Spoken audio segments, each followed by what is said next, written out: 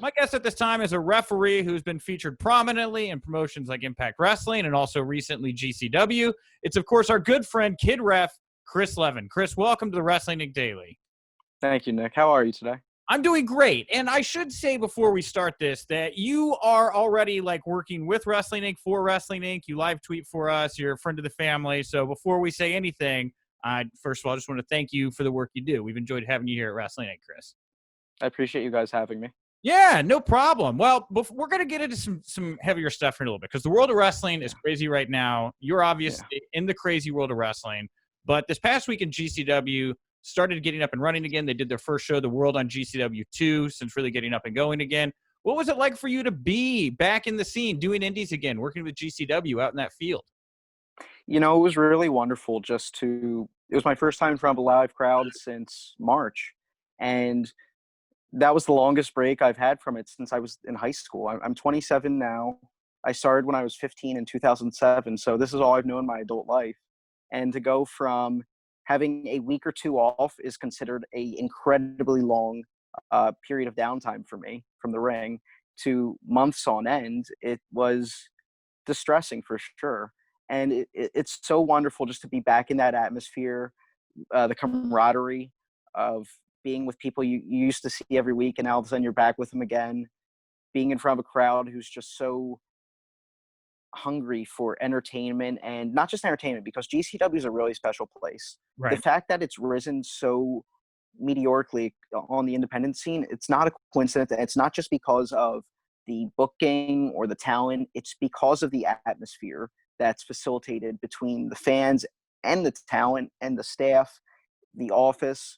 It's like a big family. It's very seldom that you hear that a lot in wrestling, but it's very seldom you actually see it. Chikara is another place like that where it's like a big family reunion when you go to these events. It's a very cathartic, warm, and welcoming experience. Yeah, man. And obviously, on top, now you make it all sound wonderful and rosy, and that's all great. And I believe that because GCW is a crazy, awesome group of people. But this is like a show happening during a pandemic and everything. Obviously, there's a lot of scrutiny on what AEW and WWE are doing right now. Talk to me a little bit about the precautions the GCW took when putting on an independent show right now during the pandemic. Absolutely. And I'm glad you brought that up because that's something I've also been very vocal about, that even if states are allowing for promotions to run, that doesn't necessarily mean they should be. And I've been very concerned because I know that all it takes is one wrestling event to become a super spreader event, and it will tank the entire industry indefinitely. Right. I mean, in the midst of it, you're seeing stories on the New York Times front page of church events, of funerals that have turned into these super spreader events. And people are saying, oh, wrestling doesn't make the news like that. It's like, yeah, but a funeral or a church service doesn't either until now. And I'm terrified because all it takes is one place to do it and something goes horribly wrong. And not only do you have all of these people who are spreading it, more people getting sick, which is in itself the first concern and the most pressing matter, but people always respond in a way that they need to take a hardline stance against these things, and understandably so. Yeah. And it's not going to be, oh, that one place screwed it up. It's going to be that one place screwed it up for everyone. Yeah. And it could take wrestling events off the market for months or years even. That could literally tank a live event industry. Sure. And so with that, I was very concerned about any live events. I didn't really have any cause for concern in terms of what I experienced at GCW, I'll say. I thought they handled it incredibly responsibly.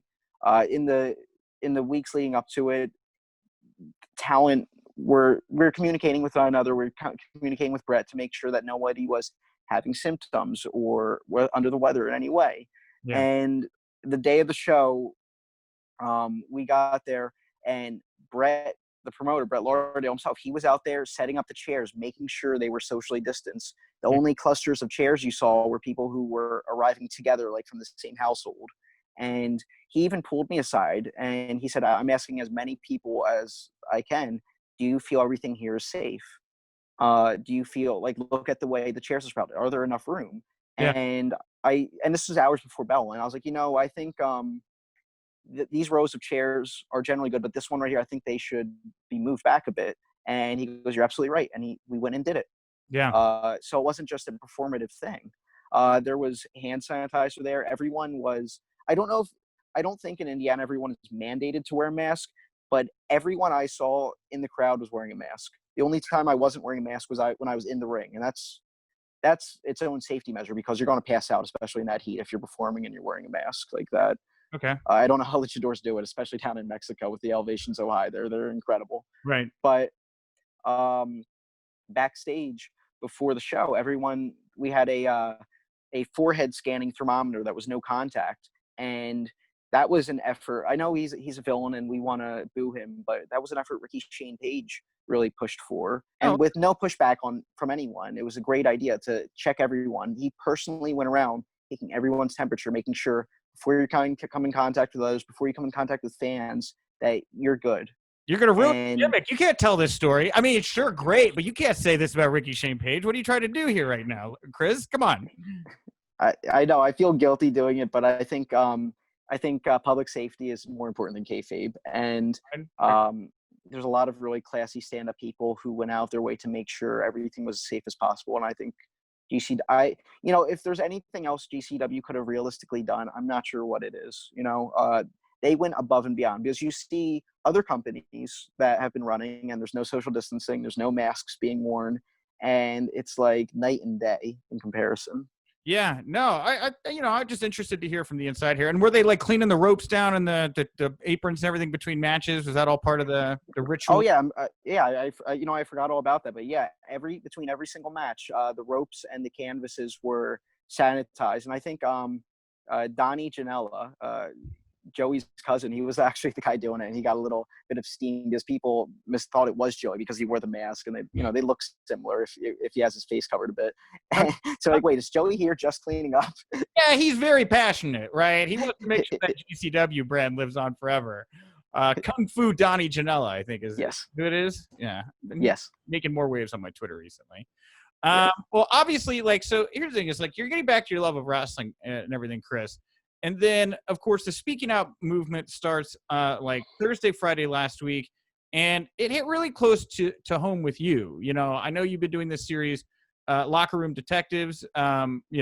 With, we'll say, He Who Shall Not Be Named. Right? I think that's probably fair enough. A friend of yours at the time gets outed here in this very public way as a looks to be a pedophile. How do you take that news, Kris? I mean, you were working with this guy on a weekly basis, and he's working for MLW. What goes through your mind, when all this is happening? It's one of the most devastating things I've ever experienced. I mean, I found out right before I left GCW. Someone called me over right before I hopped into a car to head back. I drove 10 hours there with a group of people, did the show, then was going to drive 10 hours back. Literally right before I hopped in the car, seconds before, someone pulled me aside and showed me their phone and showed me the tweet, and I was just gobsmacked by it. And it's like I'm sitting in a car going back with referee Adam Galt, who's such an incredible dude, Jimmy Lloyd and Nick Gage, both great, all great people, and it's like I want to, I was really lucky. I'm not someone who likes leaving home that much. I'm a homebody. I hate being on the road, traveling so much, and travel. As much as I love the friends, as much as I love seeing new sites, it gets to me. It's exhausting. Yeah. And that was just the worst possible time I could have found out, save for right before I had to go perform. Just sitting in this car for 10 hours. All you can do is you keep reading everything, and you're trying to understand it. And you're trying to talk to people, and you're trying to be there for people, and people are trying to be there for you. And it's like a living death, because this other side of this person comes out that you never knew about, and you're mourning because you're mourning for so much. You're mourning for the person that I knew. Was that real? Was it all a farce? The relationship, the friendship that we had, it was predicated on who I thought they were. So was that friendship real? And you're so concerned for the victims. You don't know if this is a one-time thing. You don't know if this is a pattern of conduct, and you just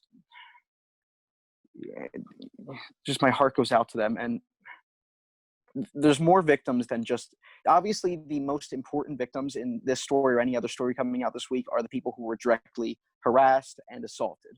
Right.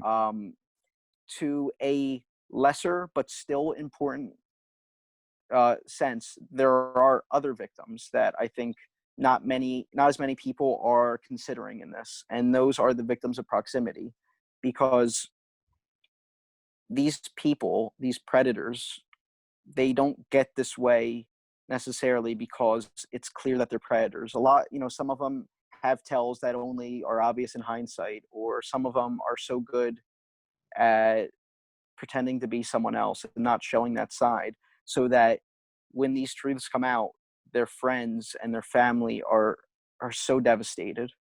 And then you have the trolls who are targeting you for your proximity to them. It's like accusations that you knew that you could have done something or that you're involved, and it's a witch hunt.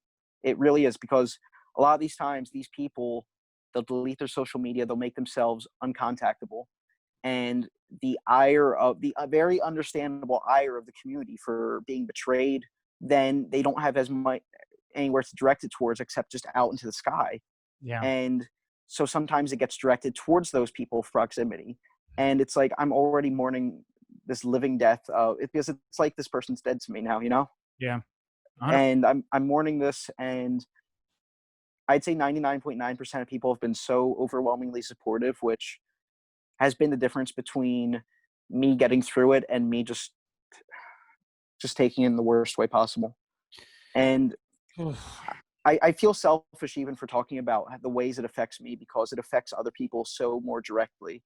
But I want to say, without taking anything away from the direct victims, that the ways it has affected me have been really devastating. I thought this person was my best friend. I looked at him like a brother, and I'm so mad.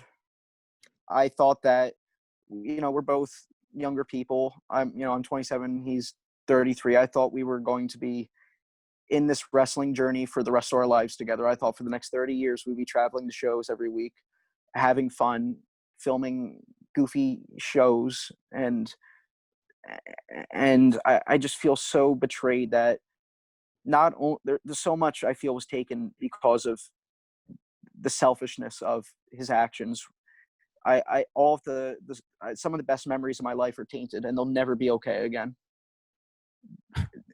The future that we had together as friends, as business partners, and there's a huge misconception that he and I were dating just because he's gay and I'm a huge ally. But no, we're just best friends.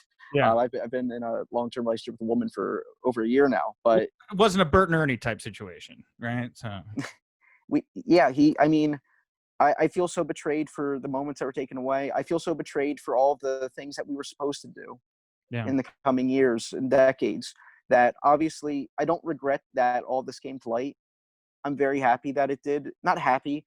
I think it was the right thing. This isn't something you can be happy about. I think it's right that a predator's information and their status as a predator was made public, so they can't do this again, hopefully. Yeah. But that doesn't make it any easier to go through. And the last year of creative output that we've put together, we had a show on IWTV, and it was a sketch show, and it was a tribute. While we were making it, we looked at it as a tribute to our shared friendship and the friendships we have with others, because we didn't write line for line scripts. We had ideas of what we wanted to do, and then when we went to shows, we would get our friends in between matches, after the show was over, before it was over, during intermission, even sometimes even during matches, we'd bring out a camera to ringside, and we would just have bullet points of where to go off and kind of improv. And that's what it was. It was a tribute to friendship. And I think that's why a lot of people liked it, because it wasn't these wrestlers in character necessarily. Sometimes it was just them letting their hair down, having fun. Yeah. And not only the second it came out, IWTV messaged me and before they could even say anything, I said, please just delete all of it. Yeah. It won't be good for anyone to be up. I don't think there's anyone who can ever get joy out of watching it. They can only be hurt. And it stings because that was a year of my artistic output that is not only is it over, and not only is the year of artistic output in the brand we built over, but it's obliterated. I can never positively mention that. I can never so much as watch the footage again. It's just gone. And I don't want to make myself out like that's the biggest tragedy of it, because it's not. The biggest tragedy of it are the direct victims of, whether it's, in all these cases, whether it's the men or women or children who were preyed upon. Yeah. And But yeah, it still hurts. yeah. And, Kris, you, applaud you for tackling this head on, because you're right. I hear your story and I think about, just last night, Kenny Omega putting that tweet out that's like, hey, we're not doing BTE this week. And like, then you start to settle in like Joey Ryan's spot in that universe. And it's like, how do you go back and enjoy being the elite, large chunks of it, and things like that. And it's rough what these people take from everyone around them in the end with their assholishness. It's nauseating. And just one thing I'd like to say is, I think that, per what we were saying before, about there being a witch hunt sometimes against the people who are associated with them, I think that we as a community, as human beings, need to be more nuanced in these conversations. Because I had a very close friend of mine call me today, and she was in tears because someone that she was close with was named in these, and she felt so pressured to make a public statement disavowing this person. But every day for the last week, seeing all this, hearing about this, it just was a daily trigger that reminded her of the fact that she was once raped. And she feels so much pressure that if you don't make a public statement against it because you had some connection, that it's seen as an endorsement, when really she's trying to overcome her own struggles with it. And I just think we need to be very understanding about, if someone's not making a statement, it's not because they agree or support what happened or anything like that.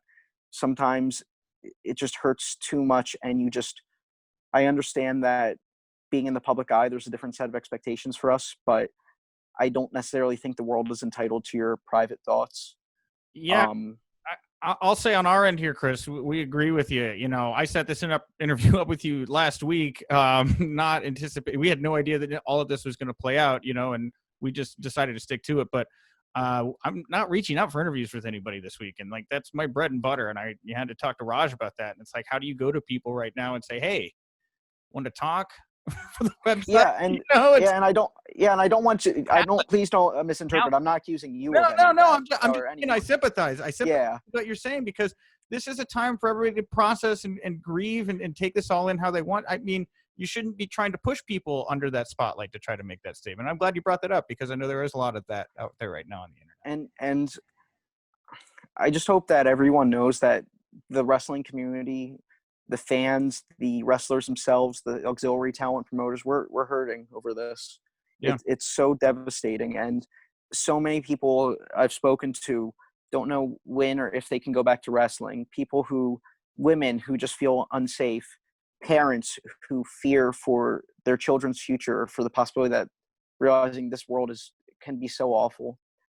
And I'm going through waves of it myself. Sunday morning, when I got home from GCW, I made a statement about what happened, and I cried like a baby, because you have these mixed emotions of, you need to speak out against this awful thing, and you have this thought in your head that's like, it feels like you have these residual feelings of compassion for this person who used to be your friend, and it's like, I feel like I'm betraying them by making the statement, even though I know that's not true, that they betrayed me and they betrayed the community. Yeah. By exploiting their position of power. And making a statement isn't wrong, but it doesn't make it easier. So I hope that there's a lot of, if you see someone making a statement, like when I made a statement about Impact, I had so much support. And you know what? There's a handful of people who tried to discredit it, which it's so hurtful that you could take a what someone's truth and try to discredit it because you're a fan of the company or because that company pays you. Yeah. It's sometimes am I allowed to curse? You can say whatever you'd like, Kris. If it's really bad, Uh, we can bleep it in post. That's okay. one of the best lessons I ever learned in wrestling, because I joined the business at 15, and as you'd expect, I had all of the maturity of a teenager, Right. and I chatted a lot. I talked too much. I didn't know my place at times, just being an overexcited pup in the business, you know. And I was pulled aside once and told it's never a bad time to shut the fuck up. And if you look at the accusations that are being made, and your first thought is, well, you know, I'm not personally involved with them. I don't have any evidence to say whether they're true or not. But because I work there, because I'm a fan there, I'm going to try to discredit them. That is some of the most cowardly, selfish actions that you could ever possibly consider. And right now I'm speaking directly to Moose, who did that. He shared my tweet, and there was only two people in wrestling who tried to condemn what I said about Impact, and they were Moose and Larry Dallas. And there's a lot to be said for your circle of friends being a representation of who you are, but I think there's also a lot to be said for the people who don't like you being a good indicator of who you are. And if those two people are going to discredit me, then I think I'm in pretty good company. There's the tone deafness of Moose, who is known for having a domestic violence incident. And it's known that he is an Impact because of the fact that other companies will not touch him because of his history. The fact that he would come out and try to discredit my claims, you know, to quote someone, a tweet I saw, there's a difference between being a company man and being a man. And I don't mean that in the sense of toxic masculinity, of any expectation of that. I mean, in terms of being a human, that is wrong. And anyone who would just discredit like that without knowing has no decency, they have no integrity, and they should be ashamed of themselves. And real quickly, Kris, before we go further down this rabbit hole, because, you know, sequentially here, let me get everybody up to speed. You know, GCW was this past weekend. Stuff with He Who Cannot Be Named was right after that. And then about 48 hours prior to the GCW show, you put out this post that got a lot of attention, a lot of traction, talking about your release from Impact Wrestling. I'll ask you twofold here. Why did you think now is the time to speak out? And two, what exactly should fans out there that maybe not have seen this yet know about what you think happened here with your termination from Impact? Um, so I put out the story because I was so incredibly moved by the courage of all of these people speaking out, even if it was against their own self-interest, because I'm not I'm sure that there's a very small minority of people, a very small percentage, who are speaking out for the wrong reason. That's just a statistical certainty that 2 to 4%, I believe, is the factor of claims like this are false, which leaves the overwhelming majority of this being people who were legitimately hurt and are legitimately scared. And so many people want to paint with a wide brush of saying it's being done for attention or it's being done to advance your career. And that is the most ignorant thing I could possibly think of. Now, don't get me wrong. I believe that we do need to trust these people speaking out and do what we can to verify it. But at the same time, speaking out isn't something that improves your career. I sat on my story, and I'm still sitting on other things for months because so many people, and not in malicious intent, in practical reality, said, if you speak out about what happened here, it's going to make you look unprofessional and unhireable. And I've worked 13 years, my entire adult life, to try to make a living in pro wrestling. And I'm very aware of the fact that there's this standard that referees shouldn't say anything. You should just shut your mouth, and not just in the ring, in public life. You shouldn't bring attention to yourself. And I knew that speaking out is going to make me unhireable in a lot of people's eyes. But I just couldn't live with myself anymore, knowing that this place is abusing people. I know about it and I could say something, and maybe that will help someone to decide to not let it happen to them or to a friend to the best of their ability, because you can't always prevent these things, or to be cautious about going there or anything like that. And I don't want to paint the entire company with that brush, because there's so many good people there who mean well, whether they're in the office or the locker room. And I think a lot of them are unaware of it. I think a lot of them, not a lot, maybe some of them are scared.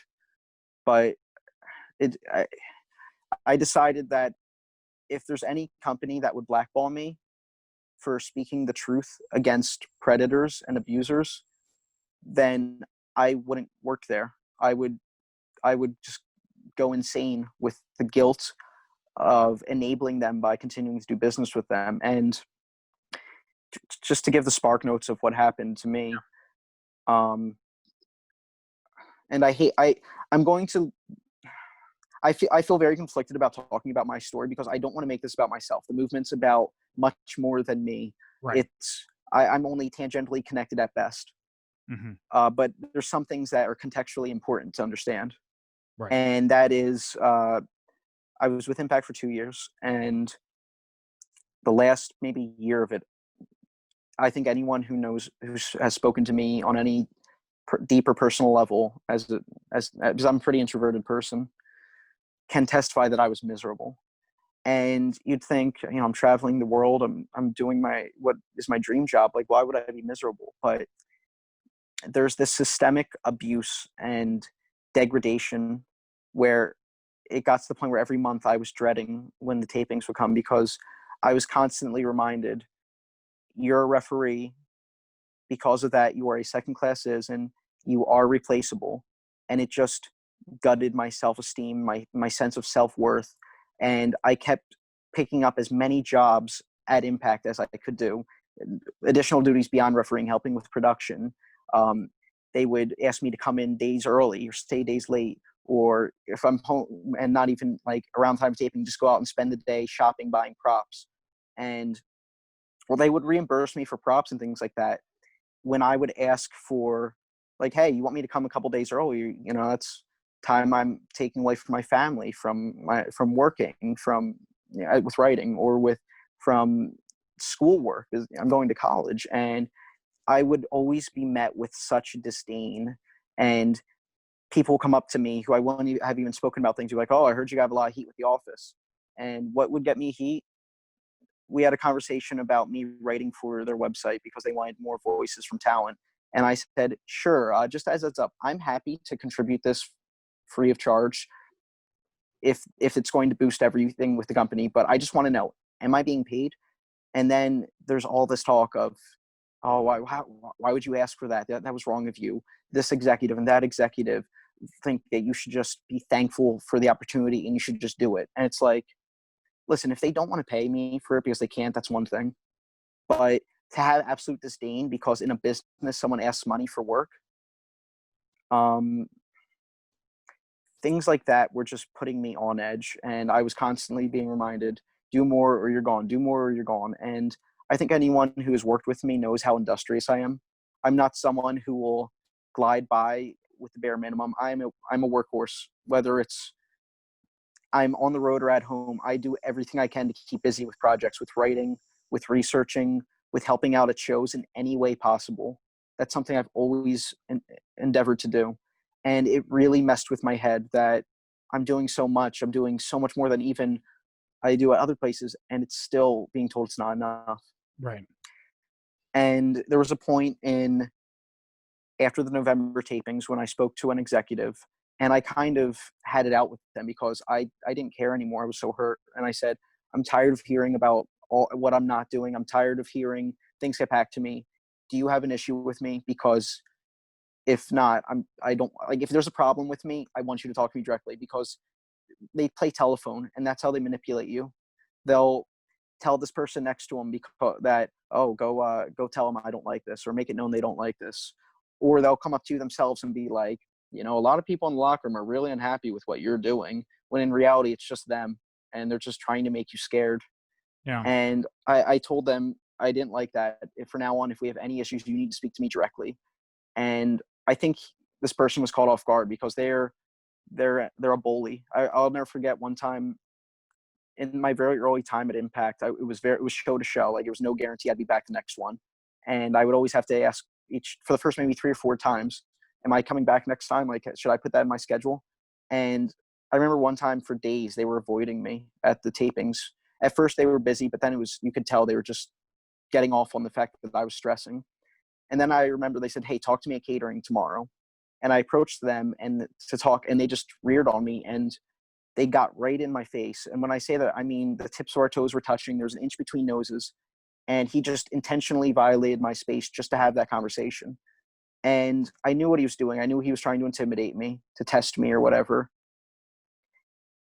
And it unnerved me, certainly, but I also knew that if I showed that they would only get off on that. So I just acted like wasn't happening. And I was just forced to have this conversation, nose distance part, with this person about it. And after, I guess I passed their test, because like, "Oh yeah, from now on you're good to all shows."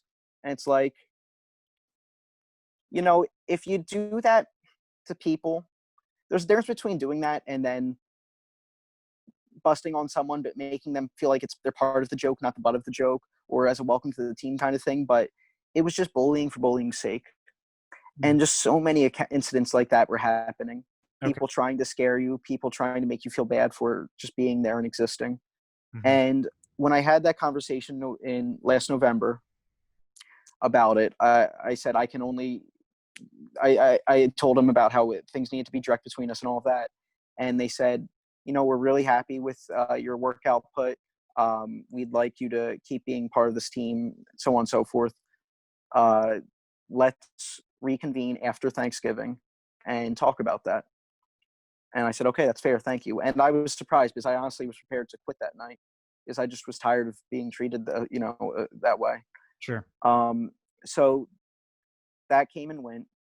Towards the end of November, I got a call from a person saying that they were a neutral third-party investigator who was looking into they were hired by Anthem, and they were looking into accusations against the Impact executives for sexual harassment and putting employees in dangerous environments. And this has been reported on. This isn't something I'm making up. If you look through the news cycles of the time, you'll see, of this past summer, not like the summer we're in now, like last year, you'll see that was a real thing. Right. And I was asked if I would testify to some of the things I witnessed. And I'm not going to share what I witnessed with you, because I don't feel comfortable publicly sharing someone else's story without their consent, Absolutely. But I said, because this was an investigation, I was really hoping altruistically that maybe we could get some of the toxic people out of this company. Maybe it can be a better place, because the locker room, generally speaking, was such a welcoming and inviting atmosphere, where obviously there were some predators who have since been outed in the last few days. But generally speaking, the environment and the atmosphere was one of everyone wanting everyone else to be the best possible, because we were all carrying the burden of taking Impact from its dark days of TNA to a brighter future. And we wanted to all be the people who helped save that product. Were you, real quick, I did cut you off, but when you talk about the people that were outed, like people like Joey Ryan and Dave Christ and even Michael Elgin, who's on suspension, was it known there were issues with these guys amongst the locker room, even as far back as then, or no? So Joey Ryan, no. I'm not going to speak for everyone. I can only speak to what I knew personally. Okay. With with Joey Ryan, I knew nothing of it. I was floored. I was so floored by that. With Dave Christ, it was known that he was a bully, and it was known that he was someone who loved drama. But beyond that, I wasn't aware of anything with allegations of sexual assault. I wasn't aware of how far it was really going. I thought he was just a bully who, I worked with him. We were on a show together in the locker room. I was courteous. we were sitting next to each other, I'd chat, but like he was someone that I wasn't spending time with him after the shows. You know what I mean? Gotcha. Absolutely. Okay. So with Michael Elgin, I knew the rumors of what had happened previously, and I didn't know the full story. And I mean, that's all I knew was there were some rumors going on. I didn't know the full extent of them. Okay. And you don't want to judge someone by the rumors that swirl, because anyone can make up a rumor. And that's not, I don't want that to be taken as me discrediting the speaking out movement. I'm just saying that you need to use jurisprudence when conducting those things. Sure. And I just didn't feel educated enough on the subject to have a decision either way. Okay. Anyway, all right. Well, back to this call you get about this investigation. That's. So I was called by a woman who said she was a neutral third-party investigator hired by Anthem in order to look into allegations of sexual harassment and putting employees in unsafe working conditions, messing with people's contracts, things like that. I told her what I knew under the guarantee that I would be doing so anonymously, off the record kind of thing. She was like, I just need to build my case. I need to know the context of this. And I was like, I'm scared that if they find out, they'll retaliate. They'll fire me. She said, no one will know. So I told her everything. And that was at the end of November. A few days later, I started reaching out to the powers that be that I was told to get with to confirm everything moving forward to 2020. Like, we already agreed to it. They're like, yeah, just like get in touch with us and we'll give you the exact dates and everything. I'll give you the final clearance. And I didn't get a response. I contacted them maybe a half dozen times over the month of December. Them and the director of talent relations, I contacted them both, and it was a really stressful time through the Christmas holidays, because like are they just being unprofessional? Are they being bad at getting back to me? What's the deal? And a month goes by where I've literally heard no response from anyone. Multiple people, multiple forms of contact, all from the office. The only thing that had happened between them saying, oh yeah, absolutely, we really want to work with you again, and them ghosting me was the fact that I testified. And I testified in a way that paints the executives in a negative light. I had finally had enough and decided that I could bet on myself, and I didn't need to be at a place that treated me so disrespectfully.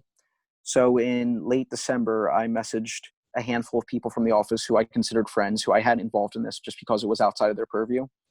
And I said, hey, I gave a very just ambiguous, I'm really happy and thankful for the time I had here. I appreciate our friendship and everything I learned and all the opportunities, but I'm parting ways. I don't remember the exact verbiage, but that was the gist of it. And just thank you for everything.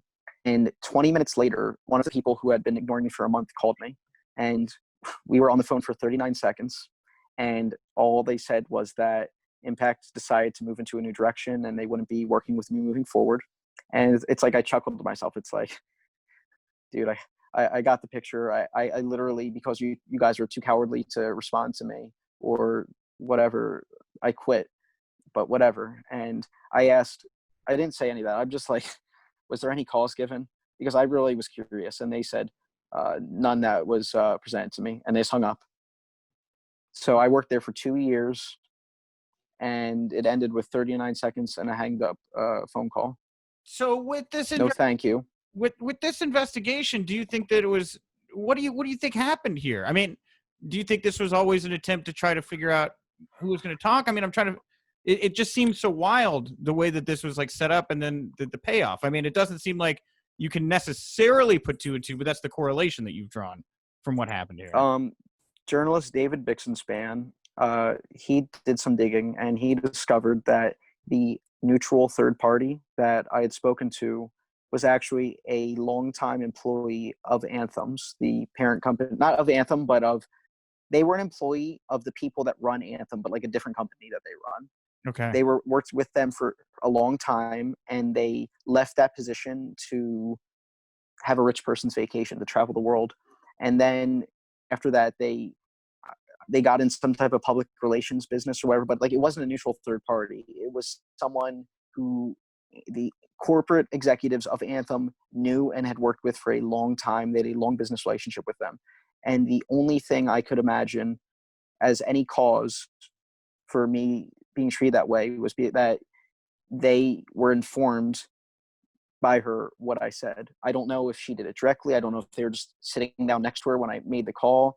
I don't know any of the specifics, but if there's another reason or even speculation of why I was treated that way, I can't fathom it, and no one else I have spoken to can either. Like, Moose wanted to say that I wasn't doing my job, but it's funny. Every time I was there, he was always requesting me to referee his matches because he knew I would get it done and not cause an issue.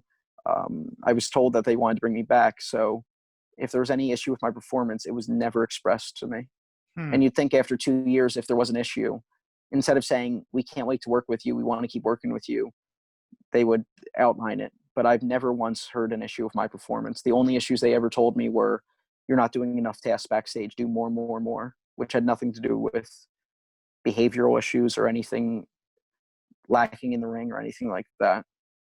When you say you talked about the executives, are you talking about just Impact executives you talked about, or is it also Anthem executives that you talked about in the phone call? I talked about one of the Impact executives is an Anthem executive, and I kind of just talked about the entire culture that all of them propagated in Impact. Okay. All right. Fair enough. Well, anyway, Kris, I think it's great that you're using your voice here to speak out when you see a problem right now. I look at a lot of the issues going along in pro wrestling and in other entertainment mediums right now, and while there is racism and misogyny, the through line seems to be bullying, and it's an issue that doesn't get addressed enough. So thanks for taking the time to tell us your story here, man, on not just this but everything else you're dealing with here right now, man. I'll give you the floor here to wrap us up. Is there any, is there anything you want to say, or that you feel hasn't been said in the conversation we had here today?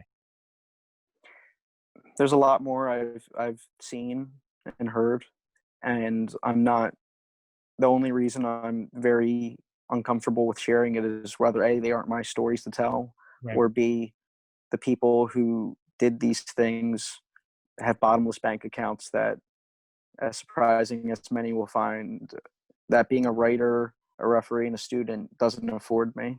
So there's a lot that needs to be said still, and they can make a show out of firing, suspending people all they want, but the worst propagators of it aren't the ones in the dressing room. And until those other people are purged from the company, it will never be a safe place. All right. Kris, how was it at GCW, by the way? You said all this and then you went and did an indie show. Or did Brett say anything to you about it, or was it just something where everybody was just like, hey, Kris, good to see you? Didn't bring it up.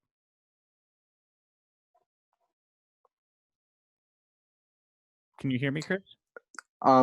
Yeah, you broke up for a second. Were you asking if anyone at GCW brought up the Impact stuff? I was just gonna say, how was the reaction to GCW when you got there? Yeah, sorry about that. I don't know that anyone I specifically spoke to brought up the Impact stuff, because I don't think for many people in the business that it was surprising to hear. I think that within locker rooms, within Facebook group messages all around our industry, the things that I was sharing were explicitly known to some degree. And so there wasn't really much talk of that. Otherwise, it was just, it was a really cathartic experience being at GCW, because some people were there and just focused on running to, the thing about that they love and trying to get their mind off of all the horribleness. Others sat in circles and talked about their experiences with abuse and harassment, and it was such a beautiful thing, because I was able to sit there and, some people were telling their stories and crying, and some people and everyone, and just sharing stories and giving hugs and letting everyone know that you have support, you're not in this alone. It was a really beautiful thing. Cool, man. And what do you want to see happen now, man? Like, if you could, make some suggestions for the industry right now, what would you like to see happen in this moment in time? That's hard to say because I know. whenever you look at an issue, you need to look at it as is this an individual person that's the issue, or is this a systemic issue within not just wrestling but the entertainment industry that itself that lends itself to predators? Does wrestling attract predators? Does wrestling and the inherent power that comes with it create predators? I don't know the answer to that, and it's a really frightening thing to think about. Um, all I can say is I hope that what we're the this movement that's happening right now will be enough so that makes people who might be predators realize that they cannot get away with it and prevent them from doing it. And I hope that those who are already actively predators, I hope they're scared. I hope that they know that their ability to lord their power over other people, to exploit them, is coming to an end. And I hope that we continue holding people accountable, not just the people we don't like, not but even if they're our bosses, people we want to work for, or even if they're our best friends. One thing I've been telling people a lot, because so many people are hurting so bad Yeah. that they don't want to do wrestling anymore. They don't want to be involved.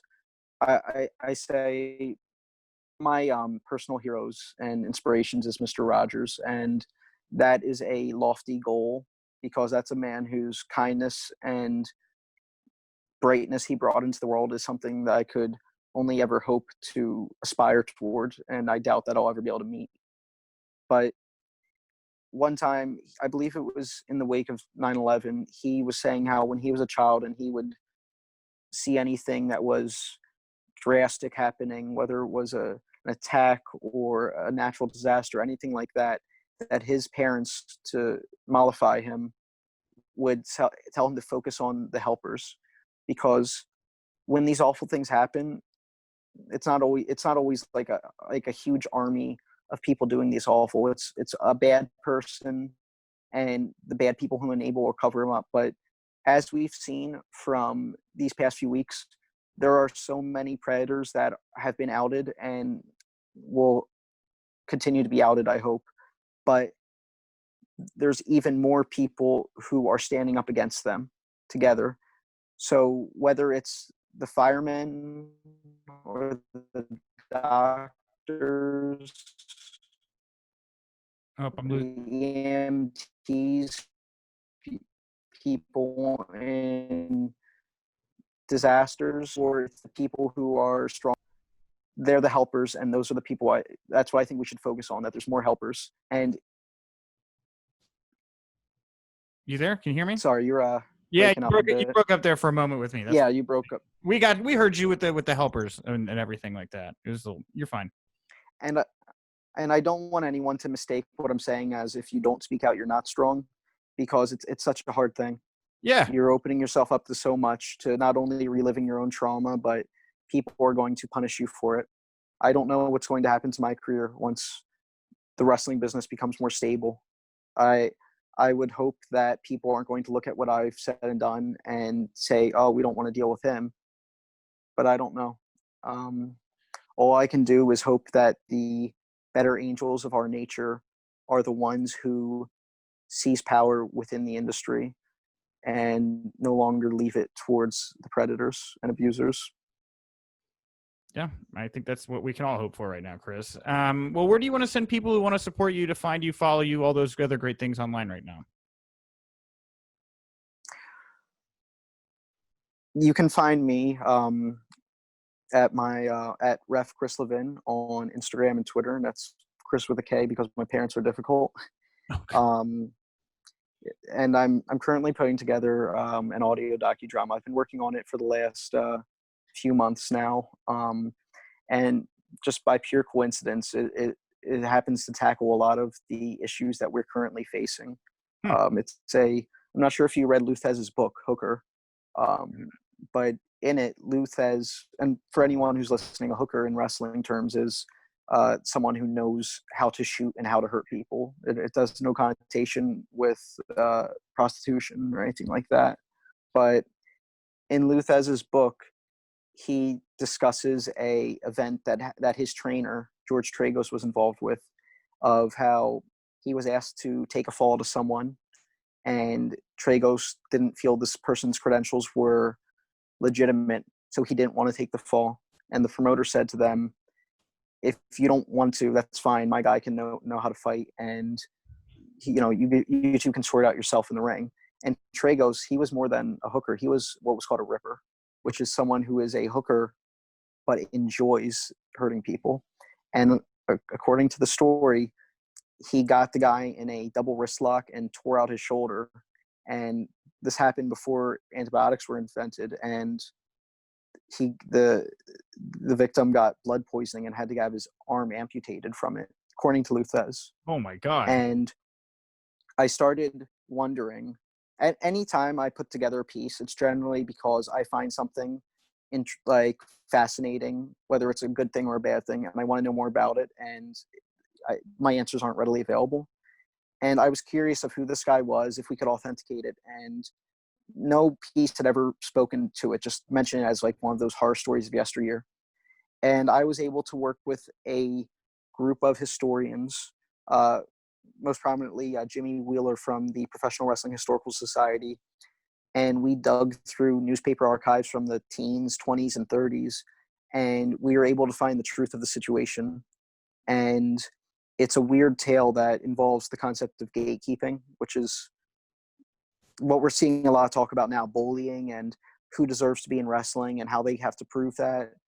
It involves, shockingly enough, it involves a case of police brutality, of the shooting of a black man by a white police officer in the 30s, and a subsequent cover-up by the police department. So many weird things become related to the story that are being reflected in what we're experiencing in our lives today. And I'm waiting till the world is a little bit more stable and ready to put out a story like this. Sure. It's something it's a piece I think I'm really excited about being out there, because I was able to record interviews with Gerald Briscoe, Dr. Tom Pritchard, and Mike Quackenbush, three of the most well-known and respected trainers or agents or talent scouts or performers in this business, to get a really wide-ranging scope of what gatekeeping is, what it used to be, and what it should be today. And as much as the story is about this horrible event that happened in the 30s, it's also about the culture of gatekeeping and where it was and where it should be now. Cool. All right. We'll cut it. Oh no, yeah. I mean, is there anything else you want to plug? Or no, you're good. No, that's it.